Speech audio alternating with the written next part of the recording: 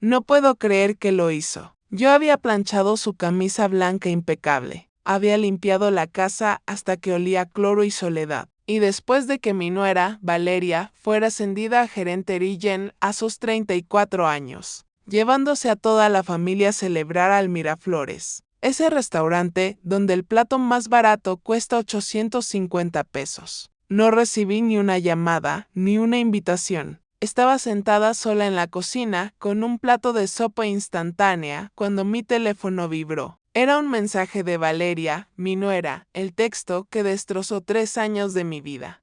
Suegra, recuerde calentar las sobras del refrigerador. No desperdicie. Respondí solo con 2 letras, ok. Y luego hice mis maletas en silencio y me fui. Lo que encontraron esa noche, al regresar a la casa riendo y con copas de más, no fue un plato caliente, sino una calma que los dejó completamente helados. ¿Quieres saber cómo terminó esta historia y por qué tomé la decisión que cambiará la forma en que ves las relaciones familiares para siempre? Quédate conmigo. Eran las 9:30 de la noche, y el silencio en la casa de satélite, esa casa en un fraccionamiento cerrado con caseta de vigilancia, era tan denso que casi se podía masticar. Me encontraba sentada en la mesa de la cocina, frente a un plato de sopa instantánea que ya se estaba enfriando, sintiéndome tan vacía como la casa misma. Había pasado toda la tarde como una sombra incansable, limpiando cada rincón, planchando la ropa de mi hijo Rodrigo y doblando la de mis nietos, Emiliano y Sofía. Mis manos, a mis 68 años, todavía olían a cloro. Todo ese esfuerzo, toda esa servidumbre silenciosa, no había merecido ni una simple invitación a la cena de celebración de mi nuera, justo en ese momento. Con la casa oliendo a limpiador de pisos y a soledad, mi teléfono vibró sobre la mesa de la cocina. Por un instante tonto, un chispazo de esperanza que debería haber sabido apagar. Pensé que tal vez era mi hijo, Rodrigo, diciendo que venían en camino y que había un lugar para mí en esa mesa llena de risas y copas. Pero no, la pantalla se iluminó con el nombre de Valeria, mi nuera, y con esas palabras que no eran solo un mensaje, sino un golpe directo a mi dignidad, suegra. Recuerde calentar las sobras del refrigerador. No desperdicie. Leí esas palabras 1, 2, 3 veces y sentí algo quebrarse dentro de mi pecho, un sonido mudo como cuando una taza de porcelana fina cae al suelo, pero el estruendo solo llega después de que ya está completamente rota. No era únicamente el mensaje en sí, era la burla venenosa y escondida detrás de la supuesta instrucción, era el recordatorio cruel de mi posición en esa casa. La de una empleada doméstica sin salario. Al mismo tiempo, mi mente me traicionó y abrí la aplicación para ver las fotos. No debía hacerlo, pero lo hice. Confirmando mi exclusión y mi dolor. Ahí estaban, mi hijo Rodrigo, con la camisa blanca que yo misma había planchado esa mañana. Valeria, mi nuera, con un vestido rojo entallado, sonriendo con la arrogancia de quien se siente dueña del mundo. Y mis nietos, comiendo camarones y haciendo caras graciosas a la cámara. La mesa estaba repleta, mi cuñado, mi hermana política, e incluso la propia suegra de Valeria estaba presente. Todos. Excepto yo. El pie de foto, que leí con el alma encogida, proclamaba, celebrando el ascenso de mi reina. Gerente Rigen a los 34 años. Brindemos por las mujeres que no se detienen. 237 reacciones en solo 20 minutos. Cerré la aplicación. Dejé el teléfono. Miré mi sopa, fría y solitaria, y una calma extraña me invadió, helada y absoluta. Como si mi cuerpo finalmente hubiera tomado una decisión que mi mente apenas estaba comenzando a procesar. Ya no iba a llorar, ni a gritar, ni a romper nada. Había tocado fondo. Ya no calentaría las obras de nadie. Esta vez, la sirvienta invisible iba a desaparecer, pero para entender el porqué de esta partida. El porqué de esta decisión tan radical de una mujer de 68 años que siempre había dado todo por su familia. Es necesario retroceder en el tiempo. 3 años atrás perdí al gran amor de mi vida, mi esposo Ernesto, de 69 años, quien fue consumido por el cáncer de páncreas en tan solo 6 meses. Quedé completamente sola en nuestra casa de Coyoacán, esa casa con el patio de mosaicos. Testigo de 42 años de matrimonio, donde criamos a Rodrigo y celebramos innumerables navidades y cumpleaños. Después del funeral, cada rincón de esa casa se había vuelto insoportable. Cada silencio me gritaba su ausencia y la soledad era una presencia constante y dolorosa. 2 semanas después, Rodrigo, mi único hijo, vino a visitarme. Entró del brazo de Valeria con esa sonrisa de niño que yo conocía desde su infancia. La misma sonrisa que inevitablemente significaba que estaba a punto de pedirme algo grande. Mientras tomaba café en nuestra vieja cocina, me soltó la noticia con una naturalidad apabullante. mamá. Valeria y yo estamos buscando una casa más grande para los niños, para Emiliano y Sofía, pero los precios están imposibles. Valeria asintió, acariciando su taza con sus uñas perfectamente pintadas de color coral, e intervino con precisión de negociadora: el enganche de la casa que queremos, suegrita. Es de 680,000 pesos. Llevamos un año ahorrando. Pero solo tenemos la mitad. No necesitaron decir más. La necesidad de mi hijo era un puñal que me desgarraba el corazón. ¿Cuánto necesitan?, pregunté, anticipando la petición inevitable. Rodrigo. Bajando la mirada, soltó la propuesta que sellaría mi destino: si vendieras esta casa, mamá, podrías venir a vivir con nosotros. No estarías sola. Los niños te adoran, y así todos ganamos. Valeria, con una sonrisa de victoria contenida, añadió: sería perfecto. Suegrita. Usted nos ayuda con los niños, y nosotros la cuidamos como una verdadera familia. Esa palabra, familia, sonó como la promesa más dulce, y a la vez el veneno más sutil. 3 semanas después, firmé, aunque con el alma rota, firmé los papeles de venta. La casa de Coyoacán, mis 42 años de recuerdos. Se vendió por 1,200,000 pesos. Le entregué a Rodrigo, sin dudarlo, los 680,000 pesos para el enganche de su nueva vida. El resto lo guardé como mi colchón de seguridad. Mi reserva para la vejez. Lo que me persigue y me pesa hasta hoy fue el error de no poner mi nombre en las escrituras de la nueva casa. Rodrigo me aseguró, con una calma que hoy me parece escalofriante, que no hacía falta, que la casa era de todos y que para qué complicar los trámites legales. Y yo, como una estúpida, una ilusa madre, confié ciegamente en mi propio hijo. La nueva casa, ubicada en Satélite, dentro de un fraccionamiento cerrado y con caseta de vigilancia, era grande y moderna, con 3 recámaras, 2 baños y medio y cochera para 2 autos. Era, sin embargo, fría, y esa frialdad moderna, esa falta de alma, era un presagio de lo que vendría. Los primeros meses fueron, al menos, tolerables, pero la transición de madre a sirvienta fue Greyjoy y cruel. Me levantaba a las 5 de la mañana para prepararle el café a Rodrigo, bien cargado y con ese toque de canela que a él le encantaba. Luego seguía con el desayuno: huevos con frijoles, chilaquiles, molletes. Despertaba a mis nietos: Emiliano, de 9 años, y Sofía, de 6, los peinaba. Les preparaba el almuerzo y los despedía en la puerta de la escuela. Valeria salía disparada a las 7:30, siempre impecable con sus trajes de diseño y su perfume francés, que costaba 2,400 pesos el frasco. Ni siquiera se dignaba a mirarme al salir. Rodrigo se iba media hora después, a veces me daba un beso rápido en la frente, a veces solo un gracias, más sin voltear a verme. Y yo me quedaba sola, recogiendo platos, lavando ropa y trapeando pisos que nunca parecían lo suficientemente limpios para mi nuera. Cada tarde, cuando Valeria regresaba, su llegada era una inspección militar. Pasaba su dedo por las repisas, buscando polvo. Abría el refrigerador y fruncía el ceño si algo, cualquier cosa, no estaba en el lugar exacto que ella había dictaminado. Revisaba los baños con la minuciosidad de una inspectora de salud. Las quejas eran constantes, afiladas como esquirlas de vidrio: suegra, los espejos tienen manchas. Suegra, la ropa de Emiliano no quedó bien planchada. Suegra, ¿por qué usó tanto detergente? Sale más caro. Nunca, jamás, me llamó Beatriz ni doña Betty como lo hacían mis amigas, solo suegra, como si fuera un cargo, una etiqueta de servidumbre, no un nombre. Pero la luz en mis días eran mis nietos. Emiliano me abrazaba con fuerza al regresar de la escuela. Sofía se dormía en mis piernas mientras le leía cuentos de hadas. Sin embargo, cada vez que Valeria nos veía juntos, su rostro se endurecía con una envidia apenas disimulada.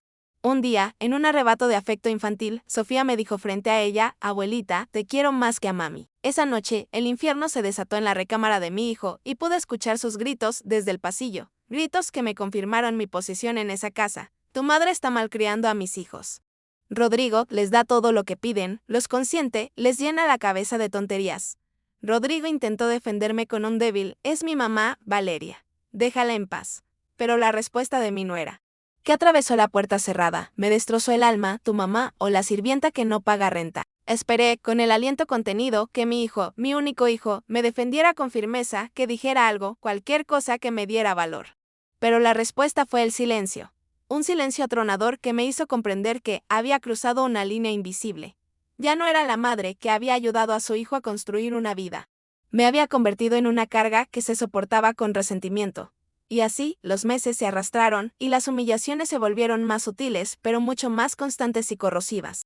Aquel silencio de Rodrigo, mi hijo, que siguió al grito en la noche, no fue solo una falta de defensa, sino una confirmación dolorosa. En esa casa yo, Beatriz Socorro Mendoza, a mis 68 años, era tan solo la sirvienta que no paga renta. La palabra se me quedó grabada, fría y precisa como una bala. Ya no había vuelta atrás.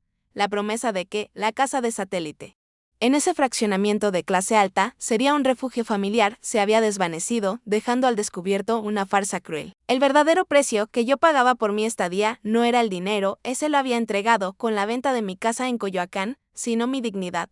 Y Valeria, con una maestría maquiavélica, se encargaba de cobrar esa cuota diariamente. La opresión se hizo tangible en pequeños actos cotidianos. Valeria comenzó a controlar incluso mis gastos más mínimos. Un día, necesité comprar un medicamento para la presión, esas pastillas que mi doctor me había recetado y que valían 380 pesos. Fui al cajero, saqué el dinero de mi cuenta, el resto de la venta de la casa, mi único patrimonio, y al regresar, ella me interceptó en el pasillo, su rostro duro y sin emoción. Suegra, me dijo, con ese tono de superioridad que me lava la sangre, vi el estado de cuenta y sacó dinero. ¿Para qué lo usó? Recuerde que debe ahorrar. No podemos permitirnos lujos innecesarios. Todos en esta casa tenemos metas. La audacia de su comentario me dejó sin aliento. ¿Lujos innecesarios? ¿Acaso mis medicinas eran un capricho? ¿Y desde cuando ella, mi nuera, era la administradora de mi dinero, de mi último aliento financiero? Era una forma sutil de anularme, de recordarme que mis necesidades eran secundarias, un estorbo. La casa, que antes me había parecido una jaula de oro, se convirtió en una prisión de cristal. Mis viejas amigas, Lupita y Elena, dejaron de venir a visitarme, primero porque Valeria había establecido reglas estrictas de privacidad y seguridad en el fraccionamiento, y luego porque cada vez que alguien llamaba a la puerta, ella me decía, en voz lo suficientemente alta para que me escucharan mis nietos, dile a tu amiga, suegra, que estás ocupada. La casa no se limpia sola. Las pocas veces que mis amigas pudieron entrar, las trataba con una frialdad condescendiente, sirviéndoles el café en tazas de plástico, mientras ella usaba la vajilla de porcelana para sus propias invitadas. El mensaje era claro, tú y tu pasado no tienen lugar aquí. El aislamiento era tan profundo que el silencio se convirtió en mi único confidente. Pasaba horas en mi pequeña habitación, la que me habían asignado, en el primer piso junto al cuarto de lavado, mirando por la ventana al césped perfectamente cortado. Mi cuerpo, que ya cargaba el peso de 68 años de trabajo duro, sentía el desgaste de una servidumbre sin límites. Me dolían las rodillas, la espalda, pero no me atrevía a quejarme. Un día, intenté comentar casualmente a Rodrigo que necesitaba un par de zapatos más cómodos para el trabajo doméstico, ya que los míos estaban rotos. Hijo, le dije, mientras él revisaba su teléfono en el sofá, necesito ir al centro comercial a comprar unos tenis. Ya no aguanto estos. Rodrigo, sin levantar la vista de la pantalla, murmuró una frase que me dolió más que una bofetada. Pídele a Valeria, mamá. Ella sabe dónde comprar más barato. Y no gastes de más. Ya sabes cómo están los precios. La indiferencia con la que me trataba me perforaba el alma. Ya no me veía como su madre, la mujer que había sacrificado su juventud para que él pudiera estudiar y ser un hombre de bien. Me veía como un elemento de la estructura familiar que debía ser eficiente y sobre todo económico. Lo que más me costaba era la manipulación de mis nietos. Valeria no toleraba que yo los consintiera. Si les daba un dulce a escondidas, o les permitía ver media hora extra de televisión antes de dormir, se convertía en un drama que involucraba gritos y sermones. Beatriz me regañaba, usando mi primer nombre como si fuera un arma. Le he dicho 1000 veces que la educación de mis hijos es mi responsabilidad. Usted está debilitando mi autoridad. El uso de mi nombre completo, tan raro en su boca, era la señal de que la guerra había comenzado. Los niños, asustados por la tensión constante, comenzaron a distanciarse, a percibir el ambiente tóxico y a preferir la compañía de sus padres. Dejé de ser su refugio y me convertí en un riesgo. El punto de inflexión, el momento en que la venda cayó completamente de mis ojos, ocurrió una tarde de domingo. Valeria había invitado a sus padres a comer, una pareja de apariencia impecable y modales forzados. Yo preparé el mole poblano, el arroz a la mexicana y las tortillas recién hechas. El menú que a Rodrigo tanto le gustaba. Durante la comida, mientras yo servía las bebidas y recogía los platos sucios, el padre de Valeria, un hombre de unos 58 años, con un reloj de oro macizo, hizo un comentario que destilaba veneno. Él no solo no me defendió, se limitó a sonreír de forma incómoda y a cambiar de tema. Fue entonces cuando comprendí. No era solo Valeria la villana. La verdadera tragedia era la complicidad silenciosa de mi propio hijo. Él se había vendido a la comodidad de una esposa ambiciosa y una madre sirvienta. Él era el motor de mi humillación. Me retiré a la cocina, con el corazón latiendo desbocado, y no pude evitar que un par de lágrimas cayeran en el fregadero. No eran lágrimas de tristeza, sino de rabia reprimida, de una dignidad que estaba a punto de explotar. Esa misma noche, después de que los invitados se fueron y yo estaba fregando los 20 platos, las copas y las ollas, escuché a Valeria hablar con mí. Hijo, su voz baja pero audible: Rodrigo, ya dile a tu madre que no use el detergente caro. El otro día vi que compró el de limón, que cuesta 39 pesos más. No estamos para esos derroches, Rodrigo respondió con una voz cansada. Ya, Valeria. No seas tan dura. Es mi mamá, y la respuesta de ella fue la que me hizo tomar la decisión final. La que me dio la fuerza para levantarme del fregadero, secarme las manos y mirar mi reflejo en la ventana oscura. Tu mamá. Se burló ella. Tu mamá es la que nos está ayudando a pagar el gimnasio y las clases de piano de Sofía. Su ahorro debe ser nuestro fondo de emergencia, no su caja chica para caprichos. Hazla entrar en razón o yo lo haré. En ese instante, la imagen de mi casa de Coyoacán, de mi esposo Ernesto y de la vida que me robaron, se proyectó en mi mente con una claridad cegadora. Mi fondo de emergencia, mi dignidad, mi ahorro. La decisión se formó en mi mente como el acero frío. Valeria y Rodrigo no se darían cuenta de quién era Beatriz Socorro Mendoza hasta que fuera demasiado tarde. Necesitaba un plan silencioso y legal que no dejara lugar a la venganza barata, sino a la justicia restaurativa. El mensaje de texto que recibiría un par de semanas después: suegra, recuerde calentar las sobras. No desperdicie, no sería el inicio de mi derrota, sino el pistoletazo de salida para mi liberación. Pero para ejecutar este plan necesitaba ayuda, un eslabón que me conectara con mi vida anterior, con el mundo real. Y pensé en la única persona de mi familia que siempre había sido una mujer de leyes, mi sobrina Mariana. Toda esa humillación acumulada, durante 3 largos años, todas las miradas de desprecio y las palabras cortantes, no fueron nada comparado con lo que sucedería aquella noche de marzo, la noche en que recibí ese mensaje cruel sobre calentar las sobras del refrigerador. Esa noche, algo dentro de mí despertó con una furia fría y calculadora. Y ya no hubo vuelta atrás. Todo comenzó esa mañana de jueves, cuando Valeria bajó las escaleras de la casa de satélite, no caminando, sino prácticamente flotando. Llevaba puesto su traje gris perla, ese que reservaba religiosamente para las reuniones más importantes, y una sonrisa que le iluminaba todo el rostro. Lo logré, gritó, con una euforia que resonó en el comedor. Rodrigo, mi hijo, bajaba detrás de ella, anudándose la corbata con prisa. Sofía, mi nieta de 6 años, preguntó desde la mesa, con la boca llena de panqueques: ¿qué pasó, mami? Valeria se infló de orgullo. Me ascendieron, mi amor. Tu mami es la nueva gerente regional de operaciones, la más joven en toda la historia de la empresa. Rodrigo la levantó del suelo, celebrando con genuina alegría. Sabía que lo lograrías. Sabía que ese puesto era tuyo. Yo estaba junto a la estufa, volteando los panqueques. Y a pesar de la tensión constante, sentí la obligación de felicitarla con sinceridad. Felicidades, Valeria. Ella apenas se volteó a verme. Me dio las gracias con desinterés y siguió abrazada a mi hijo. Tenemos que celebrar, decretó Rodrigo, en grande, como se merece mi esposa. Valeria sugirió de inmediato: vamos al Miraflores. Ese restaurante elegante quedaba a la avenida Reforma, el símbolo de su nuevo estatus, el lugar donde el lujo era la norma. Mi nieto Emiliano levantó la mano como si estuviera en la escuela. Yo también voy. Y mi hijo respondió con una frase que hizo saltar mi corazón: claro que sí, campeón. Toda la familia. Toda la familia. Esa frase me incluía, ¿verdad? Dejé los panqueques sobre la mesa, me limpié las manos en el delantal y, tratando de sonar lo más casual posible, pregunté: ¿a qué hora reservo la mesa para la cena familiar? El silencio que siguió fue denso e incómodo. Valeria me miró como si acabara de percatarse de mi existencia. Rodrigo carraspeó y ambos intercambiaron una de esas miradas silenciosas, cargadas de significado. Esas miradas que la pareja dominante usa para comunicarse su desprecio en clave. Ah, no, suegrita, dijo Valeria con una sonrisa que no le llegaba a los ojos. Es una cena íntima. Ya sabe, pareja. Los niños, mi mamá, que viene desde Querétaro. Familia directa. Familia directa. Esas palabras se clavaron en mi pecho como esquirlas de vidrio, dolorosas y humillantes. Entiendo, logré decir, y volví a la estufa, aunque ya no había nada que voltear. Pero Valeria, sintiéndose envalentonada y triunfadora, continuó mientras untaba mantequilla en su pan tostado. Además, alguien tiene que quedarse con la casa, ¿no? No podemos dejarla sola, y usted cocina tan rico. Seguro se prepara algo delicioso.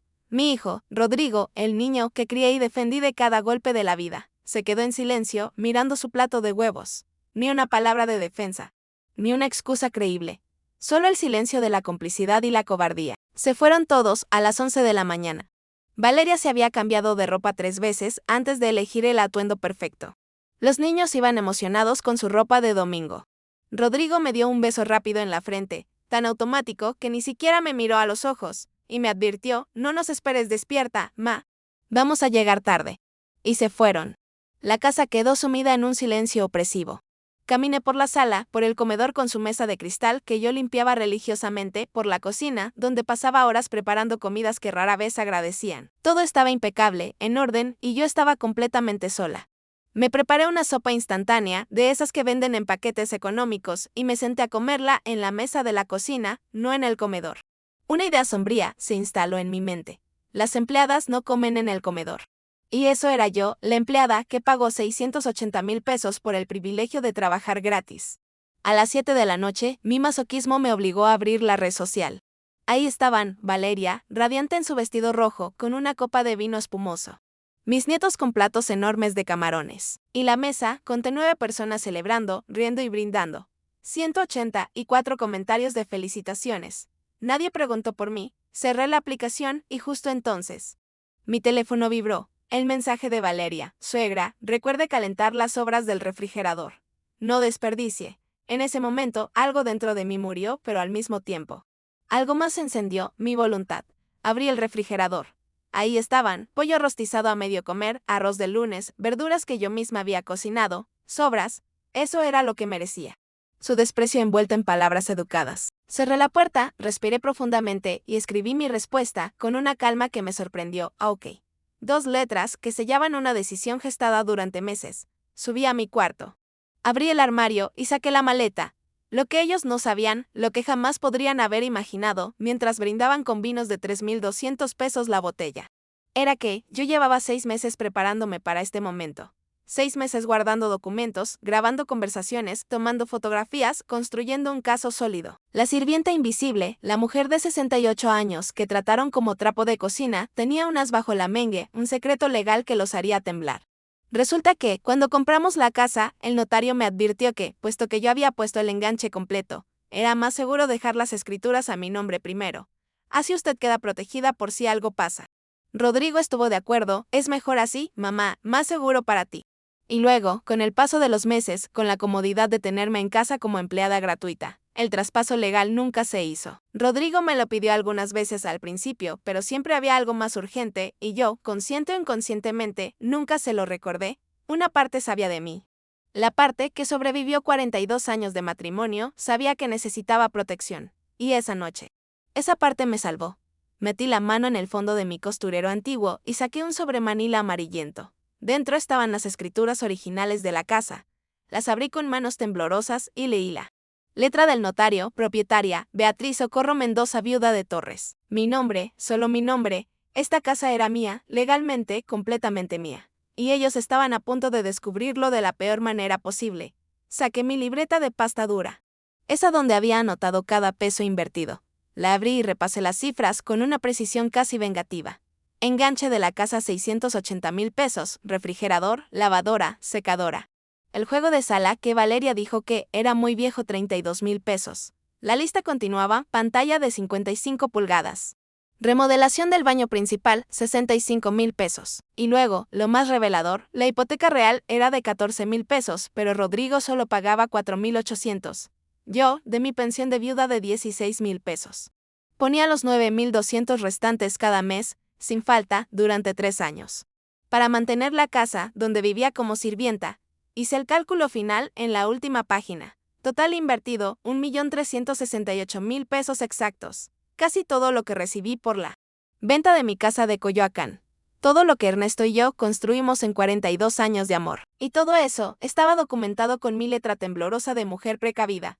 Guardé las escrituras, pero antes de empacar, saqué mi arma secreta, una pequeña grabadora digital que compré en el centro de la ciudad hacía 6 meses. La mejor inversión, porque cuando te vuelves invisible, la gente habla frente a ti como si no existieras. Conecté la grabadora a mi vieja computadora y copié los 17 archivos de conversaciones. La voz de Valeria hablando con su hermana, diciendo, es como tener una sirvienta gratis. La conversación con Rodrigo, donde ella planeaba cómo deshacerse de mí. Cuando se muera, tu papá dejó una buena pensión. Ya cumplió su función. Tal vez es hora de que busque su propio espacio. Un departamentito chiquito, una residencia de ancianos bonita. Y el silencio de mi hijo, lo voy a pensar. Lo iba a pensar. Copié todas las grabaciones y las fotografías de los recibos que Valeria tiraba a la basura y las capturas de pantalla de sus redes sociales, donde presumía sus logros personales en mi casa. En una memoria USB. Eran las 11:01 de la noche. Todavía estaban en el postre. Era hora de mover mis piezas. Con mi decisión tomada y mi evidencia asegurada en la pequeña memoria USB. Las manecillas del reloj marcaban las 11:15 de la noche. La última actualización que vi en la red social mostraba a la familia Torres Ruiz deleitándose con café y copas de coñac en él. Miraflores, tenía tiempo suficiente para llevar a cabo el acto de liberación más importante de mi vida. Bajé las escaleras en completo silencio. La casa estaba sumida en la penumbra, solo la luz del pasillo superior encendida. Esa luz que siempre dejaba para que ellos no tropezaran. Caminé lentamente por la sala. Me detuve frente al sofá de 3 plazas que yo había comprado. Frente a la mesa de centro de cristal y el librero donde Valeria colocaba sus plantas decorativas. Cada mueble, cada rincón, era un testimonio silencioso de mi inversión y mi servidumbre. Sentí el impulso de llevarme algo más, algo que reflejara el dinero que puse. Pero me detuve. No era mi estilo. Yo no iba a vaciar la casa como una ladrona en la noche. Mi partida no era un berrinche o un robo. Era un acto de justicia calculada. Solo llevaría lo indiscutiblemente mío, mi ropa, mis recuerdos, mi dignidad y, por supuesto, las escrituras. Subí de nuevo a mi habitación y cerré la maleta. Pesaba bastante. Pero pude con ella. Antes de marcharme, el último y crucial paso era dejar el mensaje. Me senté en la orilla de la cama y saqué una hoja de papel y mi bolígrafo. No podía desaparecer sin una palabra, pero tampoco les daría el gusto de verme suplicar o dar explicaciones innecesarias. Escribí la carta con letra clara y firme, dirigida a mi hijo. El hombre que me había fallado. Rodrigo, durante 3 años, viví en esta casa como una sirvienta invisible. Cociné, limpié, cuidé a tus hijos, pagué cuentas y tragué humillaciones en silencio. Esta noche, mientras celebraban el ascenso de Valeria y me mandaban calentar sobras, tomé una decisión. Ya no voy a ser el fantasma de esta familia. Encontrarás documentos en tu buró. Léelos con atención. Nos veremos pronto con abogados presentes. Te quise toda mi vida. Pero el amor no significa dejar que me pisoteen. Mamá, doblé la carta y la puse sobre su almohada, justo en su lado de la cama. Luego, saqué el sobremanila con las escrituras. Dentro, pegué una nota adhesiva amarilla. Un pequeño grito final de mi voz recuperada. Esta casa está a mi nombre. Siempre lo estuvo. Y tengo pruebas de cada peso que invertí en ella. 1.368.000 pesos exactos. Nos vemos en el notario. Dejé el sobre en el buró de Rodrigo. Bien visible. Revisé mi teléfono, 11:28 de la noche. La última historia de Valeria indicaba que estaban pidiendo la cuenta. Era hora de irme. Bajé la maleta con cuidado. Mis piernas de 68 años protestaron por el esfuerzo, pero se mantuvieron firmes. En la puerta de entrada me detuve. Di una última mirada a esa casa moderna y fría que yo había ayudado a construir con mis ahorros, a los pisos que trapeé 1000 veces. A la cocina, donde preparé miles de comidas sin un gracias. No sentí tristeza, sino una profunda e inmensa libertad. Cerré la puerta con llave y por primera vez en 3 años. No la dejé puesta en el cerrojo interior. Me llevé la llave conmigo. Después de todo, era mi casa.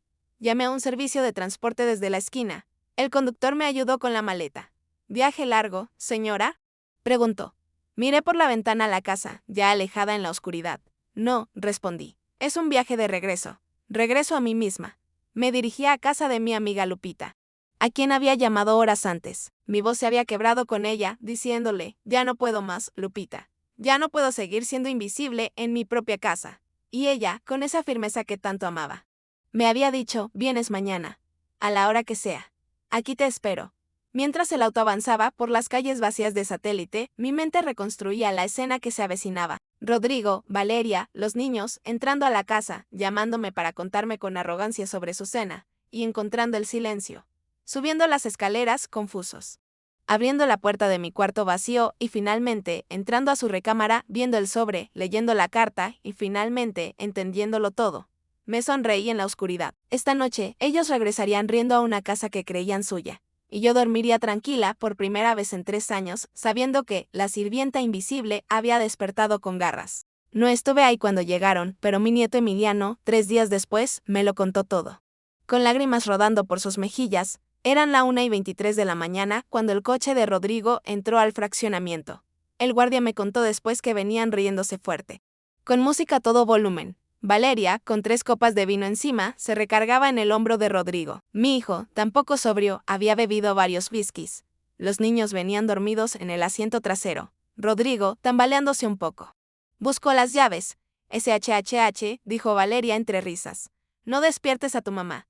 Que duerma, respondió Rodrigo con voz pastosa. Solo merece, después de cuidar la casa toda la noche. Abrieron la puerta y la casa estaba oscura. Mamá, llamó Rodrigo, su voz grave. Silencio. Valeria encendió la luz de la sala. Y fue ahí donde el alcohol comenzó a evaporarse. La sala se veía diferente. No vacía, sino despojada de mi alma. Faltaba el tapete persa que yo había traído de Coyoacán. Ese que mi madre compró hace 50 años. Faltaban mis cojines bordados, los cuadros de paisajes de Oaxaca que Ernesto me había regalado. ¡Qué demonios!, murmuró Valeria, frunciendo el ceño. Tu mamá movió cosas.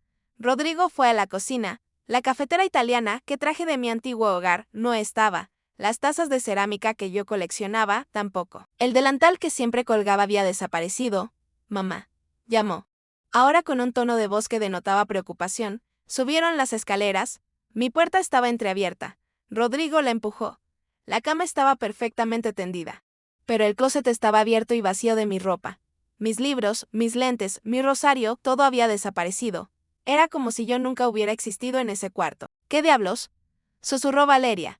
Rodrigo corrió al baño. Mi cepillo de dientes, mi crema facial, mi perfume de rosas barato, todo se había ido. Regresó al cuarto y entonces lo vio sobre su almohada. La carta doblada. La agarró con manos temblorosas. Valeria, leyendo por encima de su hombro, vio cómo el rostro de su esposo pasaba de la confusión al horror. Su fue, logró decir. Tu mamá se fue. Pero su atención ya no estaba en la carta. Había visto el sobre manila en su buró. Abrió el sobre con dedos torpes y sacó las escrituras. El nombre. En letra de notario oficial, lo golpeó como un rayo. Beatriz Socorro Mendoza, viuda de Torres. No, susurró.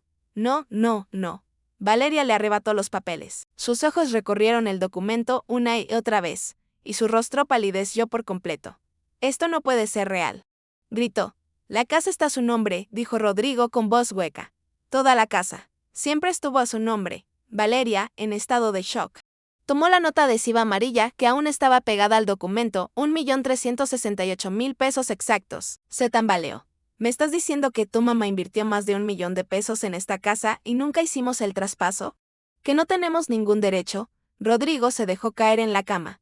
Nunca transferimos la propiedad, Valeria. Todo el dinero, todo, salió de ella. El silencio que siguió fue ensordecedor, roto solo por los gritos de mi nuera y el llanto de Rodrigo. Emiliano, mi nieto, se despertó con el escándalo y bajó las escaleras. Encontró a sus padres en la sala, con Valeria gritando como un animal enjaulado. 3 años vivimos aquí. Esta es mi casa. Es su casa, dijo Rodrigo con voz muerta. Legalmente, siempre fue su casa. Valeria le exigió que me llamara, que me obligara a ceder. ¿Obligación?, preguntó Rodrigo, y en ese momento, por primera vez en 3 años. Mi hijo levantó la mirada y sus ojos se llenaron de una rabia justa. La obligación que teníamos nosotros era de tratarla con respeto, de no excluirla de la cena. La dejamos sola, comiendo sobras en su propia casa, mientras nosotros gastábamos 3,000 pesos en vino. Tú le enviaste ese maldito mensaje sobre calentar las sobras. Valeria palideció aún más. Yo no fue con mala intención, solo era, ¿qué?, ¿una broma? ¿Humillarla era gracioso para ti? Por primera vez, mi hijo defendió mi honor, pero era demasiado tarde. Mientras Rodrigo marcaba mi número 10 veces sin recibir respuesta, yo dormía en casa de Lupita, envuelta en una cobija limpia que olía a suavizante, experimentando el sueño más profundo y tranquilo en 3 años. Mi silencio había sido el grito más poderoso. Desperté a las 7 de la mañana en casa de Lupita. La luz natural se colaba suavemente por la ventana, los pájaros cantaban afuera. Y desde la cocina subía el delicioso aroma de café recién hecho. Hacía 3 años que no me levantaba sin un nudo opresivo en el estómago. Me estiré en la cama, sintiendo mis 68 años con una ligereza que no experimentaba desde hacía mucho tiempo. Nadie me esperaba abajo para exigirme el desayuno, nadie revisaría si había limpiado bien el baño. Nadie me daría órdenes disfrazadas de sugerencias. Era libre. Mi teléfono, que había silenciado antes de dormirme, vibraba con insistencia. Tenía 32 notificaciones, 23 llamadas perdidas de Rodrigo, 15 mensajes de WhatsApp de él, 4 de Valeria y 2 de números desconocidos que, seguramente, eran familiares chismosos que ya se habían enterado del escándalo. No abrí ninguno de ellos. En cambio, abrí la red social. Esa que casi nunca usaba, donde tenía más de 400 amigos, entre ellos viejas vecinas de Coyoacán, primas lejanas y compañeras de la secundaria. Con dedos que, a pesar de la calma, todavía temblaban de emoción, escribí mi publicación. Después de 3 años cuidando una familia que me hizo invisible, aprendí que el amor propio no es egoísmo. Es supervivencia. Le di a publicar y cerré la aplicación. El mensaje era conciso, pero contenía 3 años de dolor y mi recién recuperada voz. Bajé a desayunar. Lupita, mi amiga incondicional. Me esperaba con chilaquiles verdes, frijoles refritos y café de olla con canela, mi desayuno favorito. ¿Cómo dormiste?, me preguntó, sirviéndome jugo de naranja. Como hace años que no dormía, respondí, sintiendo el calor del café calentar mi alma. ¿Y ahora qué sigue? Ahora, le dije, cortando un trozo de chilaquil con determinación. Viene la parte legal. A las 8 en punto, estaba en la oficina de mi sobrina, Mariana, abogada especialista en derecho familiar, de 38 años. Y con una reputación de ser feroz en las cortes. Me recibió con un abrazo fuerte. Tía, eres una leyenda. Anoche no dormí pensando en tu caso. ¿Trajiste todo? Saqué de mi bolso el sobremanila con las escrituras, la libreta con todos los recibos, la memoria USB con las grabaciones y las fotografías de mi teléfono viejo. Mariana extendió todo sobre su escritorio con la precisión de una detective armando un rompecabezas. Tía, esto es perfecto. Tienes documentación impecable, escrituras a tu nombre, comprobantes de pago, transferencias, hasta grabaciones. Conectó la memoria USB a su computadora y escuchó algunos fragmentos. Su expresión profesional se transformó en pura indignación. Escuchar de nuevo la voz de Valeria, diciendo cómo tener una sirvienta gratis y cuando se muera la vieja ya cumplió su función, hizo que mi sobrina apretara los puños. Tía, con esto podemos hacer lo que quieras. Desalojo inmediato, cobro de rentas atrasadas, compensación por daños morales. Necesito, le dije, mi voz baja pero cargada de intención. Que entiendan lo que perdieron, que sientan lo que yo sentí y que aprendan que el amor no es gratis cuando lo confunden con servidumbre. Mariana asintió, comprendiendo la naturaleza de mi justicia. Entonces vamos a darles una lección que no olvidarán. Pasamos 3 horas armando la estrategia, cartas de abogados, citatorios, avalúos de la propiedad y cálculos de rentas atrasadas. A las 11 de la mañana. Mariana envió el primer documento oficial, un citatorio legal a Rodrigo y Valeria para que se presentaran ante el notario don Héctor Salinas Bravo el día lunes. Mi teléfono no dejaba de vibrar. Al mediodía, finalmente revisé los mensajes de Rodrigo. Mamá, por favor. Necesitamos hablar. Esto es un malentendido. No sabía que la casa estaba a tu nombre. Nunca fue mi intención faltarte al respeto. Los niños preguntan por ti. Los de Valeria, por su parte, tenían un tono de suplicad. Suegra, si le molestó el mensaje de anoche, le pido disculpas. Por favor, reconsidere. ¿No podemos hablar como adultos civilizados? Noté el cambio de suegra mandona a suegra suplicante, pero no respondí. En lugar de eso, abrí la red social. Mi publicación ya tenía 243 reacciones y más de 180 comentarios. Empecé a leer mensajes de apoyo que me conmovieron profundamente. Mi vecina de Coyoacán, Rosa, me decía, Beatriz, no sabía que estabas pasando por esto. Me alegra que hayas recuperado tu voz. Otra amiga del club de lectura, Patricia, compartía, amiga. Me identifico tanto con esto que me hiciste llorar. Gracias por compartir. Mi pequeña publicación se había convertido en un refugio para otras mujeres que vivían en silencio la misma explotación. Mi dolor y mi silencio roto estaban dando fuerza a otras para recuperar su voz. Comprendí que mi venganza no era solo personal, sino colectiva. El domingo, el día más largo de mi vida. Rodrigo apareció en casa de Lupita a las 9 de la mañana. Tocó el timbre con una insistencia desesperada hasta que mi amiga abrió. Es mi madre, señora, por favor, suplicó. Lupita, firme. Bloqueó la entrada. Es una mujer que finalmente está descansando después de 3 años de explotación y no voy a dejar que la perturbes. Pero yo escuché las voces desde arriba y bajé las escaleras despacio. Rodrigo se veía terrible, ojeras profundas, barba sin rasurar. La misma camisa arrugada del viernes. Había envejecido 10 años en 2 días. Mamá, su voz se quebró al verme. Necesitamos hablar. Nos sentamos en la pequeña sala de Lupita. Ella se quedó cerca, como mi guardiana silenciosa. Rodrigo no sabía por dónde empezar. No sabía que la casa estaba a tu nombre. Lo sé, respondí con calma. ¿Por qué nunca me lo dijiste? Te lo dije. Rodrigo, los primeros 6 meses te lo recordé cada 2 semanas, hijo, hay que ir al notario a hacer el traspaso. ¿Y qué me respondías? Después, mamá, ahora estamos muy ocupados. La próxima semana, mamá, total, eres familia. Me quedé en silencio un momento. Y después dejaste de responder. Y yo dejé de preguntar porque una parte de mí, la parte sabia, sabía que necesitaría esa protección. La protección de convertirme en lo que me convertí. Una empleada doméstica en mi propia casa. Rodrigo se cubrió la cara con las manos. Nunca quise que te sintieras así.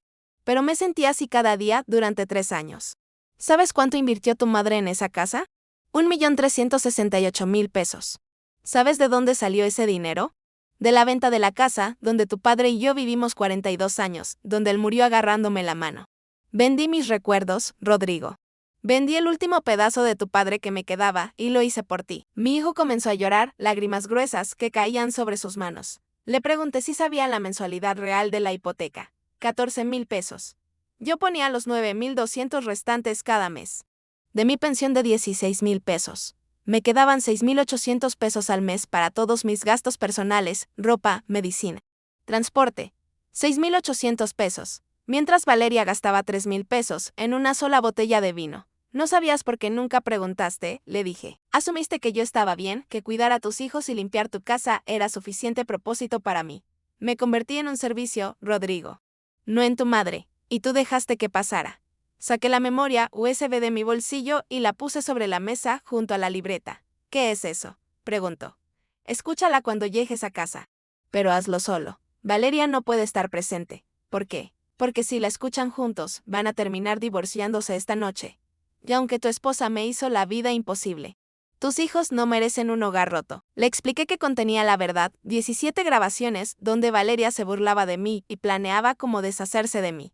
Vi cómo su rostro se descomponía al entender la magnitud de la traición.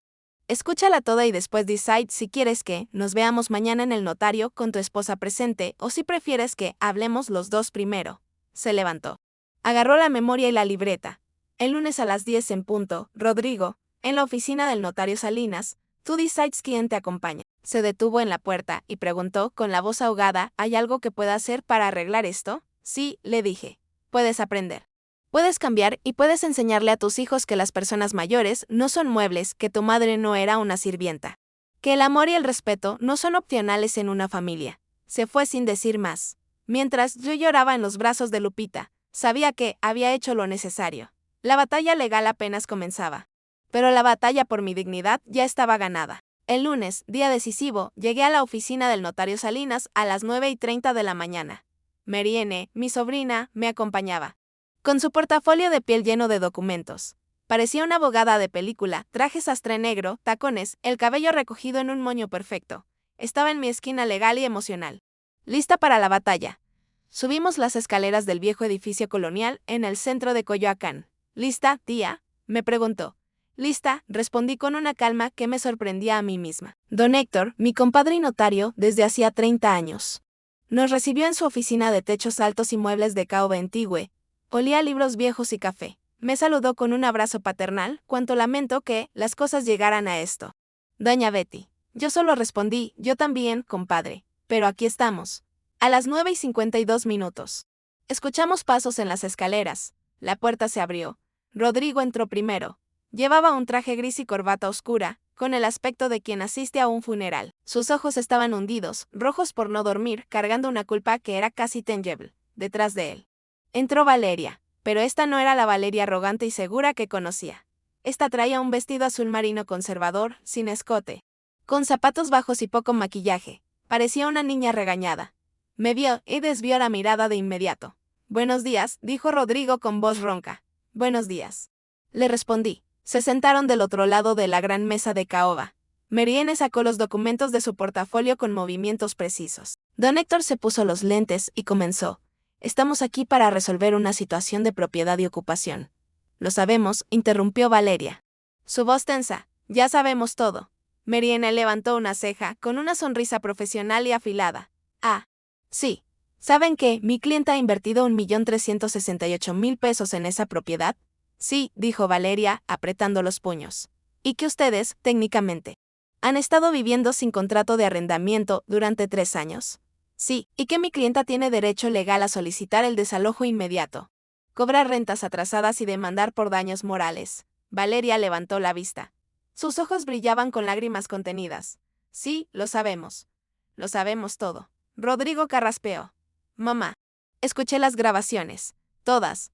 Su voz se quebró. Las 17. Me tomó 4 horas y cada una me destruyó un poco más. Valeria cerró los ojos, incapaz de mirarme. Rodrigo continuó. Dirigiéndose a mí, no tenía idea de las cosas que Valeria decía de ti a tus espaldas. No, lo cortó él con una dureza que nunca le había escuchado. No vas a minimizar esto. Escuché cómo planeabas convencerme de mandarte a una residencia de ancianos cuando ya no sirvieras. Valeria. Sollozó. No, no lo decía en serio. Era solo frustración. No significaba. Hay una grabación de octubre donde le dices a tu hermana que, en cuanto la vieja se enferme o empiece con demencia, la mandamos a un asilo barato y nos quedamos con la casa completa. Eso tampoco lo decías en serio. La voz de mi hijo subió de volumen, cargada de dolor y decepción. Marianne, oliendo la debilidad, sacó su laptop. ¿Quieren escuchar las grabaciones aquí, en presencia del notario? ¿Tengo copias certificadas? No, dijo Valeria rápidamente, temblando. Oh. Yo creo que sí, dijo Mariana, con una sonrisa de tiburón, y elevó la estocada legal, porque mi clienta no solo tiene grabaciones, también tiene testimonios de vecinos sobre el trato que recibía. Fotografías de mensajes humillantes y un registro detallado de abuso psicológico y explotación financiera. Eso es un delito, especialmente cuando involucra a adultos mayores. Podríamos llevar esto a lo penal. Valeria se levantó de golpe, completamente pálida. Por favor, no es necesario. Haré lo que sea. Siéntate, ordenó Rodrigo, y Valeria se dejó caer en la silla, temblando. Don Héctor habló con voz grave. Señora Valeria. Conozco a doña Beatriz desde hace 30 años. Es una mujer de honor y usted, perdóneme la franqueza, la trató como basura. Lo sé, gimió Valeria, hundiendo la cara entre las manos. Lo sé, lo siento tanto. ¿Lo sientes? Pregunté finalmente, mi voz fría. ¿Sientes haberme humillado o sientes haber sido descubierta? Levantó la vista, con el rímel corrido por las mejillas. Siento ambas cosas. Siento haber sido cruel.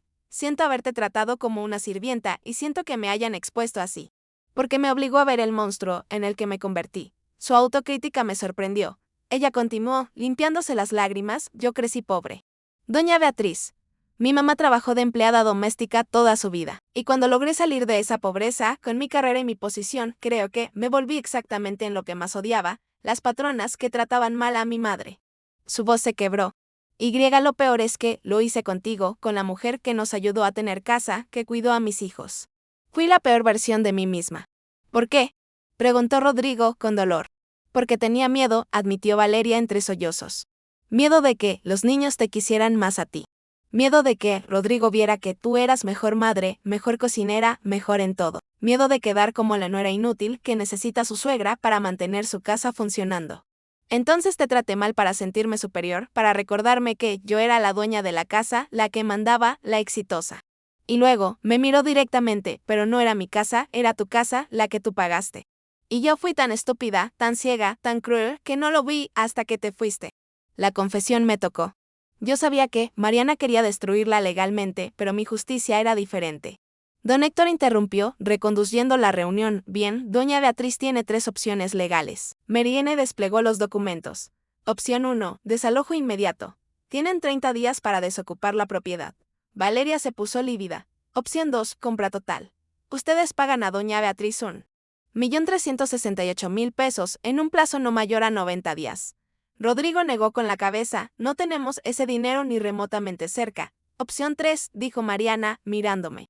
Pues esta era mi idea, la justicia que yo había concebido, división de propiedad y acuerdo de convivencia. ¿Qué significa eso? Preguntó Rodrigo. Significa que dividimos la casa legalmente, dije despacio. Yo me quedo con el 60% de la propiedad. Ustedes con el 40%. Registrado ante notario. No se quedan en la calle. ¿Y dónde vivirías tú? Preguntó Rodrigo. No regreso a esa casa, respondí con firmeza. Me quedo donde estoy. En casa de Lupita. Pero mi 60% tiene condiciones. Marianne desplegó el último documento. La señora Beatriz rentará su porcentaje de la casa a una familia que ella seleccione personalmente. Inquilinos que vivirán con ustedes compartirán espacios comunes y pagarán una renta mensual de 8.500 pesos que irá directamente a doña Beatriz. Valeria abrió los ojos. Horrorizada, ¿quieres que vivamos con extraños? Quiero que aprendas cómo se siente compartir tu espacio con alguien que no elegiste, respondí. Quiero que entiendas la incomodidad.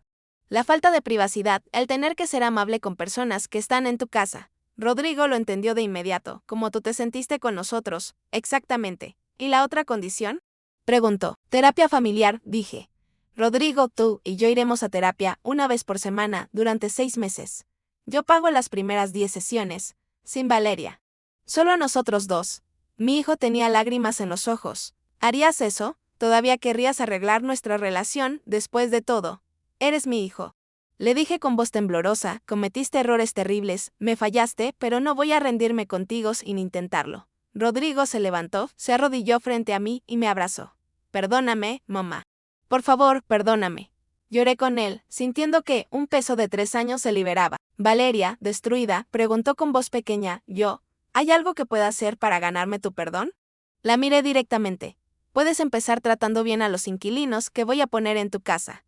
Puedes empezar valorando lo que tienes. Y puedes empezar enseñándole a mis nietos que el respeto no es opcional. Ella asintió. Lo haré, te lo prometo.